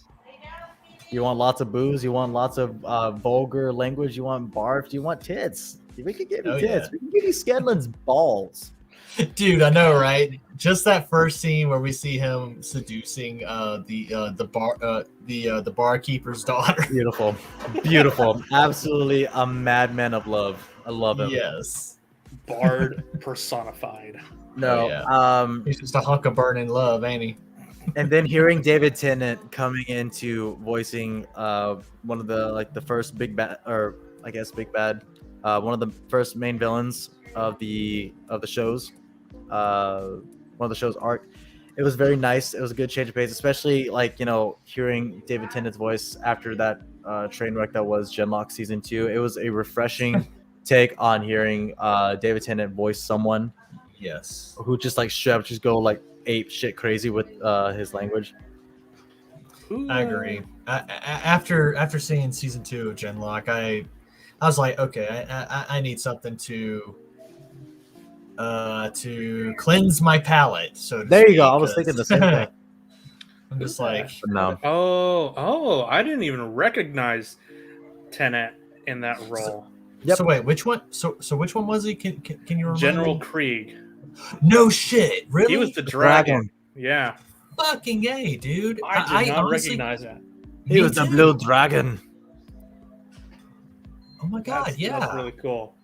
I honestly thought it was another Scottish actor that I knew. I thought it was like maybe The guy who voiced the small peg leg guy from How to Train Your Dragon. maybe, or I thought it, or I probably would have thought it was John Cleese. All right. Or all right. Cleese, John Cleese. John Cleese is. Oh no, John Cleese. No, he's the one that passed. John Cleese. Wait. The guy from Monty Python. I think it's John Cleese. I think. Yeah, that's John Cleese. No, yeah, John Cleese. He's still alive. Oh, That dude's still Cleese. kicking. Oh yeah. Oh, I just looked on IMDb. They're going for the full 13. Oh, really? Yeah. Why not 24 or 26? Last episodes might be 4. Who knows? Wait, what? Yeah, I the blanked. show is great. It's hilarious. It's everything I envisioned D&D to actually be in my head. Like A lot of references to longtime Critter fans. Yeah. Books, props, the sexual tension between Gilmore and Vax. The table that they do play on currently is aforementioned not aforementioned. It is physically shown in the episode 6. Really? Yeah. I wonder if they were going for a whole meta thing. I don't know. Probably just Oh. little references. Wait, it was that tall. Someone else fall. Oh, dang. Yeah, one of the skiers landed too hard and they broke off their ski. Ouch. So Yeah. Ow. as someone who has personally skied and fell a lot of times at numerous angles, I mean, yeah, that Yeah, will big literally ouch. shatter your Skiing is ankle if you're very not careful. dangerous. But yeah, I know going into detail regarding each episode, hearing Scanlan just like actually sing his songs and like having I wonder how much they're paying for the covers of those songs. Sam Yeah. Riegel literally is just like, hey, don't worry about the music. I got this. It's like it's leave it up to Sam Riegel to like bring the comedy and bring the fire in the most like vulgar comedic way possible when it comes to Scanlan. Like this dude has no bounds when it comes to it, and I love him for that. Grog is a simple-minded, strong barbarian giant who just wants to beat shit up, kill people, and And be drink. with his best drink and be with his That's how best we friend. do it. I love the fact that the duality of Vex and Vax, the brother sister relationship. Like it's just, I watched animatics and clips of the campaign 1, and I like seeing the chemistry there. But to actually see the two of them interact side by side on one screen, I want more of it, and I can't wait till certain moments of their character development hits, especially with Vax. But yeah, just like seeing the two just interact, and especially with Vex just being like straight up, powered on. Woo! What was your reaction when they saw, what is it, the Sun Tree? I was half expecting Matt Mercer to voice the Sun Tree and Keyleth walking up to the tree to be like, hey, have you seen anything? He's like, no, I haven't seen nothing yet. I am the Sun Tree. Sup, Kiki? Hey. Because like literally, the Sun Tree is just Stoner Like- Tree. Really? The Sun Tree is literally Stoner Tree. Wow. Like the weather here is like peace soup or something, man. It's bodacious. I mean, the It's- Briarwoods it's are it's like a total gnarly. buzzkill, man. the Briarwoods are like fucking shit up here, but bro, It's like- shit's about to get Dude, like they real fucking stinty fuck here. these people up in front of me too. Yeah, they like First of suck all- the energy out of a crowd, man. Like literally suck the energy out. No, Dude, Percival- Percy. God. Percy's Percy. got. Oh, I honestly like hearing Taliesin voicing Percy again and just seeing him like act out the Percy role. It just, I feel like he really embodies it. He just absolutely fucking loves Percival. Like this is his Oh yeah. this is first baby. I think he takes to heart with Percival. Like he wanted to do just right. He wanted to really encapture that that feeling of being back in the tabletop days of campaign 1. Yeah. And just like I honestly love his work as Percival, and I can't wait to see more of Percy's character development. I can't wait to see more of like Especially what he did with this last batch of episodes. Holy shit. He's out for Vendetta. I love it. I love Oh, yeah. seeing it come to life. I just love it. Pike seeing it's great. oh, yeah. Dude, Pike is such the little heart and soul, I feel like. She really Or is, and I love her. the morale. Yeah. Well, Like her little side story is just so heartbreaking. And I love how they're like incorporating more content into Pike's character, because I know during campaign 1 that was around the time that Ashley actually had to take off for movies, TV shows, because I think when they were doing campaign 1, I think it was around the time of Avengers, maybe. Hold up.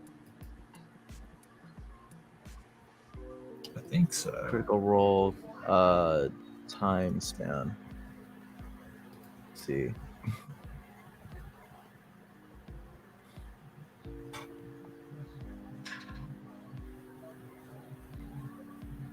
Okay, so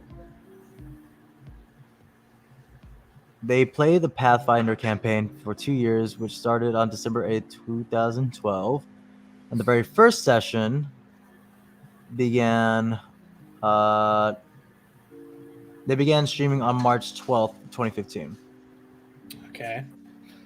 So I guess that no, Avengers Age of Ultron came out in 2015. So Yeah.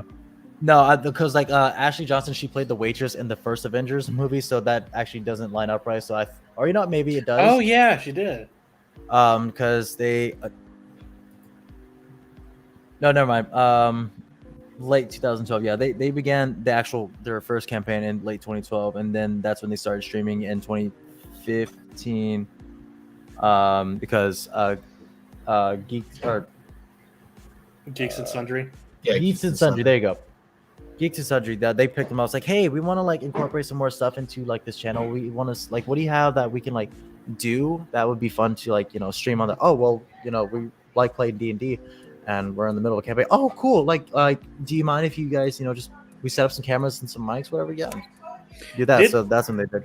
Now my question is because I only just started campaign 3. I haven't seen anything of campaign 1 or 2. Did they start streaming or recording in the middle of campaign 1, or did they go back and redo all of their previous No, so from what I understand and from what Tough Cutie told me, again, their first episode ever to be streamed was in March 2015.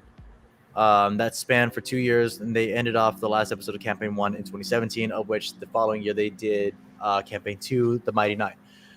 So the Vox Machina campaign, they were already in the middle of it, I believe. Like, I don't know how many sessions in, but from what the Wikipedia says here, it says like they started late December 2012. And I guess they're just meeting up every now and then, depending on schedules, because all of them are voice actors, all of them have work to do.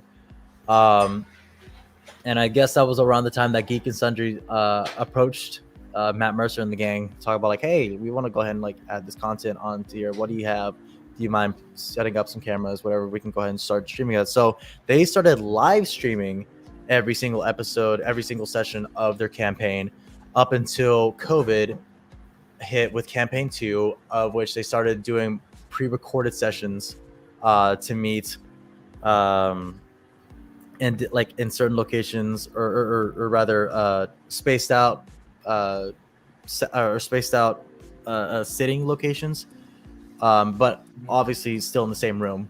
Yeah, makes sense. So COVID stream was pretty much pre-recorded, I believe, and now campaign 3, how they're setting it up with future episodes or and upcoming one shots.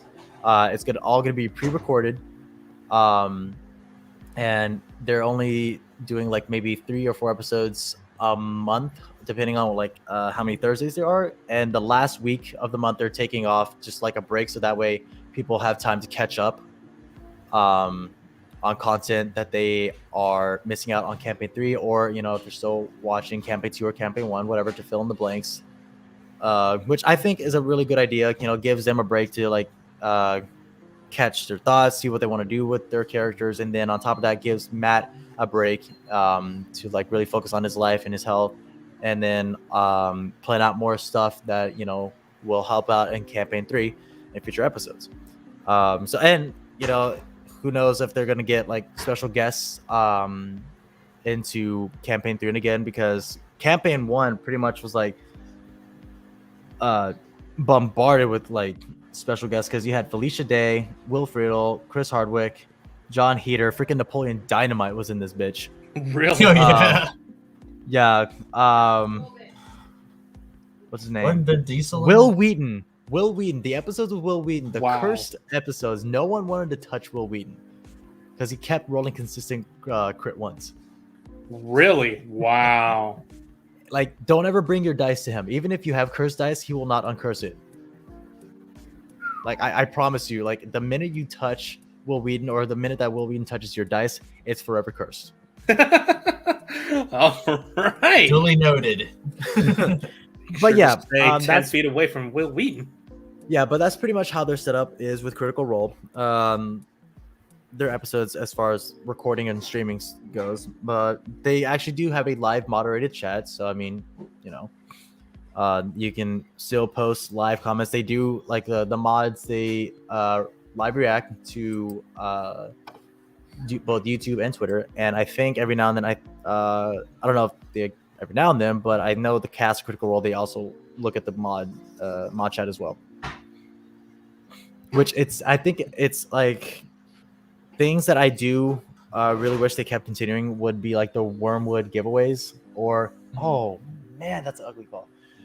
Figure skating, she fell on her face. Damn, that was really fun. But I wish they continue the Wormwood giveaways, but I can understand why, because Wormwood, they have their own thing going, I guess, to not mess up with business or meet with demands, whatever. I guess they can't continue. From what Tough Kitty tells me, I wish they kept doing fan art in between the breaks, instead of like commissioned art that shows with the in between breaks or the intermissions when the countdown timer goes on. Because the fan art, it's great. The fan art is absolutely amazing. But they do still post fan art, but on their Critical Role official website. So, I mean, if you really want to see the fan art that bad, I mean, you can just go to the official website, but it still sucks that you can't see it in the live stream. But yeah, I mean, makes sense. Cut down on costs, I guess, or cut down on like time and demand.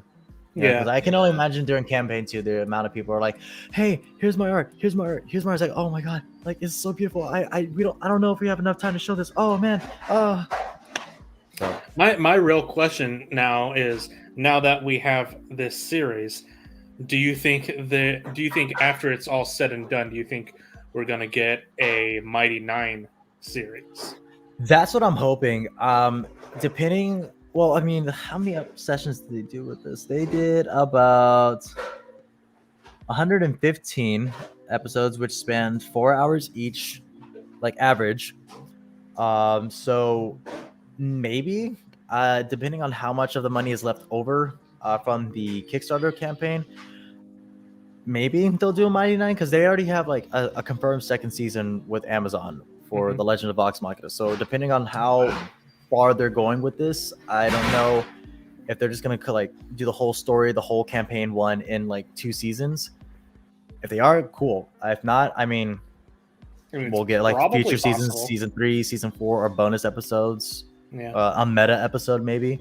maybe a full-on movie. Maybe a full-on movie. Who knows? But Hells if yeah. they do a campaign to Mighty Nine animated series, yeah, that I think will be really good, and a lot of people are going to be excited as well as heartbroken because they got to see certain scenes again in animated form. Because I don't know if you know anything about campaign 2. No? I don't know anything. Me Do neither. you care for spoilers, or would you rather just go? Yes, like, I actually do care for this. Okay, so Mighty Nine spoilers, yeah, just you'll be blown away, and you're gonna love the characters. And if they go that route with the animated form, yeah, I especially am looking forward to certain sequences featuring Jester, Bo, Yasha, and fucking Mollymok, as well as not.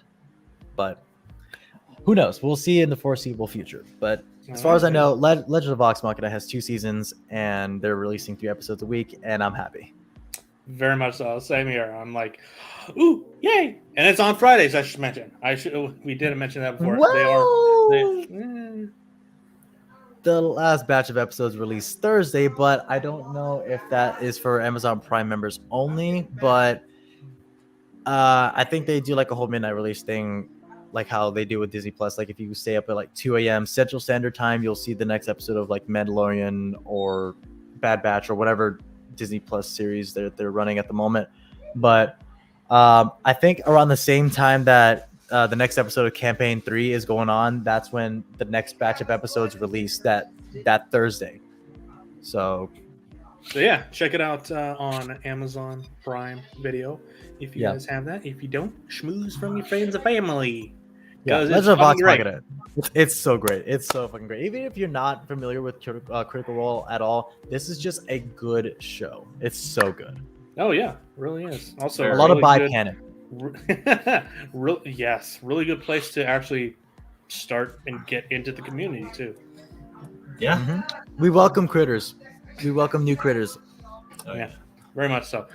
So moving on to the last thing that I had on my list, doesn't have to be the last thing of the show, but the last thing is I want to ask us, who do we think will be in the next Guardians of the Galaxy team lineup? Because we had I just finished this. I want to point that out, so I'm glad we're talking about this. I still need to start it because I got it on Steam. But we had a story from James Gunn because he is currently working on Guardians of the Galaxy Volume 3. He said, this is the last time we're going to see this lineup of characters for the Guardians of the Galaxy. Which, team. you know what? I'm okay with. Yeah, me too. Like, they had their run. They had their trilogy. Let someone else take the mantles. Especially with Drax's case, I know Dave Bautista, he's like wanting to move on. I know oh my god, Zoe Saldana. I don't know if she said she's willing to move on or she still wants to like visit Gamora every now and then, but I feel like certain characters no. It was Dave Bautista and Bradley Cooper who are the ones that are saying, yeah, I'm pretty much done. I'm done with Guardians because let's be real. Dave Bautista, I feel like he's had it with Disney. Bradley Cooper, I think he's getting tired of like voicing a raccoon, which, you know what, that's fine because Rocket has a lot of things going on. I feel like if they really want to continue with Rocket, they need to get the voice actor who did Rocket for the animated version of Rocket or the Guardians of the Galaxy game version, because I liked his rendition of in the game version of Rocket. It's a little bit of like, you know, original and then a little mix of Bradley Cooper. Yeah, But I think it fits. Have you ever heard of Marvel's Wastelanders podcast, audio drama? I have not actually. Nope. It's I believe you can hear it on Spotify, Pandora, or even the Apple podcast. And they have Marvel's Wastelanders, Star-Lord, Old Man Star-Lord, Hawkeye, and now they're currently doing Black Widow. Right. Dude, I love the whole Old Man Star-Lord, and they had Chris Elliott voice Rocket. Nice. Oh, wow. Oh yeah, his voice kind of grew on me basically. Cat. He had the whole like smugness. Oh, kitty. Yeah. She likes to jump on stuff. But no, if it really is the last time that everyone's gonna be together in Guardians 3, I mean, yeah, I welcome new additions. I would like to see Korg be part of the Guardians. I would That'd be very great. much like to see a more buffed up or no, was it nerfed buff? Yeah, I need to see a more buffed up version of Mantis because oh my fucking god, I didn't realize how powerful Mantis is after playing Guardians of the Galaxy. Really? Yeah, I'm just gonna say this. Mantis, after going back and rewatching Guardians 2 when they introduced Mantis for the first time, yeah, no, they did Mantis fucking dirty. Mantis in the comics and in the game, she is fucking badass. She's such like a powerhouse, and she's got like the kung fu on her. She's got this prowess. She's got like the finesse of like what it actually means to be Mantis. MCU is just like, oh, I can feel feelings. That's it. I mean, yeah, she was helpful like holding down Thanos, but that's pretty much it. Other than that, she's just your dog. Other than that, she's just a comedic relief and a side stick. It's like, bro, that's so unfair to Mantis, especially like in Drax's character too. Like everything that I have a problem with James Gunn's version of Guardians after coming to realization that they are not comic accurate, I had to go back and look at everything that fans were saying about what was wrong with Guardians of the Galaxy Volume 1, Volume 2, that, you know, comparing how my playthrough went with Guardians of the Galaxy game. And it's like, yeah, no, Gamora has a little more like tenacity to be more of like a badass and more of like, I guess, understanding person. But, you know, I think they nailed Gamora fine in the movies. Star-Lord, yeah, pretty much they nailed Star-Lord. Drax, they had something going there with Volume 1, and then they just turned him into a fucking joke in Volume 2. Talk about like, oh, well, like, oh, okay, he's the slapstick. All right, cool, whatever. Groot, not much can be said about Groot. I mean, Groot's there, and he's just Groot. Rocket, yeah, they pretty much wasted some potential for Rocket in the movies compared to the video games, because in the game, I mean, I really hate the draw to the video game and comic or versus the comic, but the video game, I feel like it's just I really enjoy the video game more, and I really wish the MCU and I wish James Gunn would take that direction with Guardians when they did Volume 2. And yeah, I feel like, you know, we were cheated out of like a real Guardians of the Galaxy. But again, if we really are getting a new lineup, yeah, I welcome new members. I want to see Mantis be on there. I want to see Nebula continue to be a badass. If she's going to be a stand-in for Gamora, fine, whatever. Because I don't know if Other Universe Gamora is still running around, but I don't know if she's going to stay in there, because I don't even know if they're going to pander towards what Doctor Strange and Multiverse of Madness is doing, since technically Gamora from the past is another universe versus the Gamora we once knew, who is now dead. But yeah. Oh, and the mention of Adam Warlock. Yes, the fact that we're getting hell. Adam Warlock this Finally. The dude should have been there since Infinity War. Like, oh my god. So I feel like the Infinity War should like the ending teaser should have been Adam Warlock's addition. Be like, oh well, Thanos like like Thanos did this. Well, we got to send someone to go after Thanos. Oh, well, there's only one person who can endure the power of a true Infinity Stone. Who's that? Adam Warlock. It's like, dun-dun. And then maybe an in-game cut to like, hey, what the hell are they shooting at? Adam Warlock coming through space, or then Captain Marvel coming through space and be like, oh shit, wait, oh shit, Captain Marvel's in this bitch, oh shit. So I don't know, but So I'm really looking forward to seeing Adam Warlock in there. But yeah, Sorry, go on. No, go on. yeah, I've talked enough. No, it's fine. The question still stands. Who do we think out of the characters that we've seen and characters that we know could appear, who do you want to see as the new team for Guardians? Taserface. Taserface is gone. He's dead. No. Definitely Mantis for sure. A beefed up Mantis, Nebula, Adam Warlock if he is gonna hang around, because I know he has on and off relations with Guardians of the Galaxy. Rocket and Groot I still would want to see on there because they pretty much are like the heart and soul and the tech experts, and pretty much the only ones that could fly the Milano carefully. Star-Lord, if they're going to continue with Star-Lord, I really feel like they need to recast Chris Pratt and just get Pedro Pascal. I mean, you can't really do that right now because he's been in the MCU for 3+ movies. People know his face. They could do that. They could have done that if they went from Volume 1, got Pedro Pascal, Volume 2. I know, but like Chris Pratt has become like somewhat problematic, not necessarily problematic to the studio, but it's just like viewership wise and to like the public. I mean, he is seen as a bit like as an asshole. He's got the whole thing like trying to take up voice actor roles. I mean, not every voice actor role, but it seems like he's going that route. I think he's complained a lot about the diet regimen, trying to keep up with the Star-Lord look.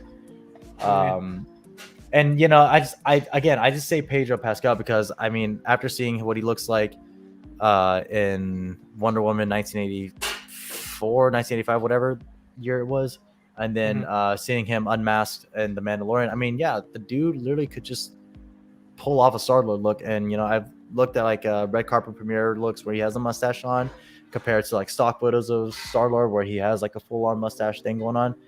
I mean, there's like subtle differences between the two actors, but again, that's just me. But yeah, Star-Lord I think would definitely still need to be on that team.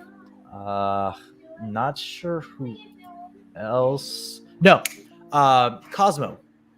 Yes, Cosmo the dog, the Russian dog. Cosmo the space dog needs to be on Guardians. Or Howard the fucking duck. I actually would not be adverse to seeing Howard on this, especially this version. Yeah, Seth Green. We haven't really seen too much of him. Yeah, I mean, seeing Seth Green come back, reprise the role for Marvel's What If or Howard the Duck. I mean, yeah, I would love to see more content of Howard the Duck, especially like that they need to do more justice for Howard the Duck of how that first live adaptation went, even though it wasn't Marvel affiliated, but even still. I think we need Quasar up in this. Oh shit, you're fucking right. Quasar, Phyla-Vell, No, Martyr. Richard Riker, I think. Richard Riker's Nova. Richard Ryder. Ryder, there you go. Richard Ryder. We need actual Nova in there.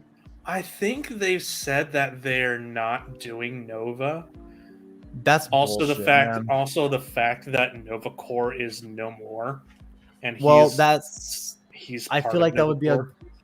Well, I mean, I feel like that would be like a good, like vendetta story then, because I feel like if they were, Richard Ryder could come back and be like, "Hey, I'm the last surviving Nova Corps member, therefore I am Nova." I could see that. Because they pretty much decimated Xandar without showing it. Thanks, Infinity War. All right. We also need to get Hercules in there. Oh, fuck, Hercules in there. Hercules, yeah. Wiccan too. Since where we got Wanda's kids in WandaVision, and that's going to be part of her story in Multiverse of Madness. We can get Wiccan. So like a lot of things that are happening before Guardians 3. We got Multiverse of Madness. We got Thor: Love and Thunder, which actually do mention the Guardians of the Galaxy or feature them. And then Wakanda Forever, which I don't think will have too much of an impact on the space story, but who knows what they're gonna do with that movie, because I still feel like they need to like pause the movie, rewrite some certain things, and just recast T'Challa or They need to recast T'Challa. I was on board with the whole like, not recasting T'Challa out of respect for Chadwick Boseman, but then I just realized, wait, no, they just introduced T'Challa into the MCU. They can't kill him off this quick. That's some bullshit. But who knows what they'll do? Maybe he's on holiday. Maybe he's on sabbatical. But I'm looking at the wiki at all the different characters who've been in the Guardians. Ant-Man, Scott Lang, Ant-Man has been in the Guardians, so we could Quantumania. We could probably. But that's coming. That's coming out after Guardians 3. Hold up, let me see. MCU Phase, what is it, 4? Yeah. I would love to see Agent Venom, but we haven't. The Marvels. The Say Marvels is the next movie, or is the last movie before Guardians 3. So maybe something there, maybe. Because I'm kind of. Go ahead. Oh, I was gonna say I'm kind of with Josh too. Like after hearing about Agent Venom, but we would have to wait until the symbiote makes a full-on appearance. Obviously. I wish Angela was a character that could be brought into the MCU, because she's a badass character, but they just basically used part of her character for Hela. Well, I mean, as much as I don't think Eternals would play a much bigger impact into the MCU regarding the space factor, maybe we'll see some Eternals pop up in Guardians 3. Maybe. Who knows? I mean, because some of them are in space. Yeah. True. I mean, well, yeah. And they're being judged by the Celestial. Yeah. I forgot his name. Ashereth or something like that. Yeah. Something with an A. Something with an A, an S, an H, a riff. Ashium? I think it's Ashium. Ashim. I don't know. Ooh, you know what? Ashley? Ashlyn? I am the Celestial. Ashlyn. One character I would My bitch. see. I would love to see a reference to Lady Hellbender after playing the Guardians of the Galaxy game. I would love to see Lady Hellbender come into Guardians 3. I would love a small reference. That would be really cool. Maybe in Guardians 4. Lady Hellbender, like, she is, like, bruh, she is a woman. So don't give me any spoilers. Is she a villain, an antagonist, or a protagonist? In the game? Yeah, in the game. She is a anti-hero. Okay. That'd be pretty much has her own world filled with like creatures that roam free, like her own little menagerie planet. But you do something that pisses her off to the point where she does want to kill you, but there's a certain element that makes her like, okay, I'll side with you for now, and I'll maybe consider thinking about forgiving you. But yeah. So this is something that I would have expected James Gunn to bring into his versions of the Guardians. Bug. There's literally a Marvel character called Bug. Let me pull it up. He's originally part of the Micronauts back when that was a thing. That's too small. But just this here. Nope. There we go. This dude. Small. He kind of looks like a Cayman rider. Whoa. Okay, yeah, I can see that now. Moon Dragon would also be another one. Yes, Moondragon would be pretty cool to see. We just need the Fantastic Four and the X-Men to be in the MCU stat so we can get Doctor Doom and Kitty Pryde. Oh yeah, that's right. Kitty Pryde did team up because she was Yes. sleeping with Star-Lord. Yeah. No, it has to be Kitty Pryde and Peter Parker. That's the best Exactly. fucking right there. Exactly. That's what I want. I want the college years to have, once they introduce the X-Men, I want Kitty Pryde to hook up or, pair up with Spider-Man. I really want that shit. Who the hell's Peter Parker? Either that or just some version of Black Cat. Bruh. Yeah. Yeah. Dude, the minute that they introduced Black Cat into the MCU, bro, it's so game over. It's game over for all the men and women. It's like, bro, it's gonna be like Peter's gonna be like, I have my harem. I've got a harem now. it's gonna be like the minute we see the claws, whatever's like, and then see the acrobatics, and then be like, who the hell are you? It's like, hey there, Spider. It's like, oh my god. Like I like my boys bad and flexible. No, yeah, no. I'm just I'm looking remembering a scene in the Ultimate Spider-Man comic series. Oh yeah, those two kiss. She takes off his mask and finds out he's a teenager. By the way, in the Ultimate comic, she's a grown-ass adult. She's a grown-ass adult, and she kissed a minor. Throws up. And she's like, oh my god, no. Disgusting. Which is an appropriate response, so I'm glad they took it that way. Which is a very appropriate response, but it's still funny. I really don't have any other thoughts on who. Like we said, they need to get Kitty Pryde in here so we can have Kitty Pryde in the Guardians team. But we'll see what happens with Multiverse of Madness, because apparently that's going to be the triggering event that introduces mutants or something. I don't know, but yeah, my ideal lineup for Volume 4 onward, if they continue Guardians, would be Adam Warlock, Mantis, Quasar, Cosmo, and his puppies. Don't forget his puppies. Yes, puppies.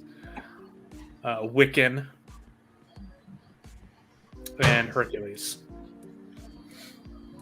Around that same concept for me as well, but entering Star-Lord, if Chris Pratt continues on or whatever, Rocket and Groot, because I still feel like there's a story with them. Gamora, maybe, I don't know. We did definitely Nebula. I mean, who knows? I think he said that we're gonna get. He did say some of the main characters are going to die in this one. Which is fine. If that's the case, if they do go the route where I think they will, regarding Cosmo, I mean, the Collector might die, and Cosmo might take over of nowhere. The Collector's already dead. He died in Infinity. Oh, right, that's right. Yeah, okay, so I think Cosmo is going to take over of Nowhere. We've got to rebuild Nowhere and take over. Probably. I mean, that's what they did in the Guardians show too. Yeah, because he has his own little pod where he oversees the galaxy, the Andromeda galaxy. He pretty much has eyes and ears everywhere. Yeah. And has puppies doing the work too, but he's got his yeah. That's cute. Yeah. But no, definitely the ideal team, what you listed. Mm-hmm. Yeah, so hopefully we get to see some of the teams come into. Hopefully, we get to see X-Men and Fantastic Four in some capacity in Multiverse of Madness. Fantastic Four is definitely coming because that's the last movie according to what Phase 4 is showing. Mm-hmm. It's literally the last movie of Phase 4. So I'm excited for that because Phase 5 is going to introduce Deadpool into the madness, and then maybe a next Spider-Man movie, and then some other shit, but who knows? But we got We got Morbius coming up, not to mention. Yeah. I'm really hoping they give us a soft reboot of Daredevil and the Punisher. Oh no, Daredevil is already confirmed to show up in Echo. No, I mean a soft reboot TV show or movie. Probably. Yeah. I would love to see that because Charlie Cox again, seeing him again in No Way Home, it was like, great. beautiful. And then Great. Kingpin, Vincent D'Onofrio, like, oh my god, Oh yeah. Kingpin ain't great. dead. Kingpin No, is not Oh, dead. yeah. No, yeah. Because even Vincent's like, no, hey, I don't know if like I'm dead, but I would love to see my character as Kingpin go against Spider-Man. I want that to happen. It's like everyone wants that to happen. needs We've to be- been wanting this to happen. He needs to be a main villain in the next Spider-Man trilogy. Especially Yes. now that Kingpin is actually like comic strength accurate and like Mhm. durability as well. Dude got hit by a fucking car going like 40 miles an He hour. fucking ripped a door open. Yeah. With the door off. Yeah. He car. got back up after like what, 1 or 2 arrows Mm-hmm. Mm-hmm. straight through To the the fucking chest. chest. Yes. And if it's Fucking- anything like the animated series, I'll have you know that my body composition only is 1% fat. It's like, bro, that's pure beef. That's muscle Mm. right there. A little off topic, but still in the same genre. I really want to see Hammerhead and Tombstone come into the MCU. Mm-hmm. Definitely. 'Cause Especially I'm for, like just- ground villains or ground heroes. Yeah, because I'm thinking of the Spectacular Spider-Man versions, and I just love those. If Hawkeye gets a season 2, I mean, hell, Tombstone would be the right way to go for that. Yeah, it really would. Really, really would.